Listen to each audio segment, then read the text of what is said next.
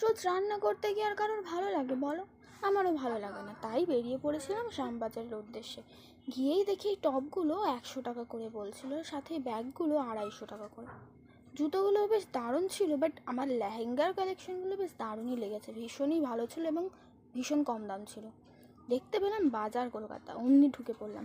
আরে না না, শপিং করতে না, গিয়েছিলাম এসির হাওয়া খেতে আর মিরার সেলফি তুলতে।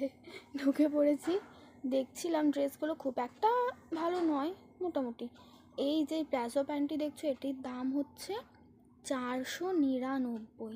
ভাবো, এটা দিয়ে আমার 10খানা প্যান্ট কেনা যাবে। থাক বাবা, কিনবো না বলে দেখে ঘুরে। এই ড্রেসটি দেখছো, এটার দাম হচ্ছে 599। ভাবো, এটা কোনো ড্রেস হলো? এসব ঘুরে ঘাড়ে আমি লাস্টে মিরার সেলফি তুলে একদম মস্তি করতে করতে বেরিয়ে পড়লাম। বেরিয়ে চলে গেলাম মোমো খেতে। মোমো খেয়েই একদম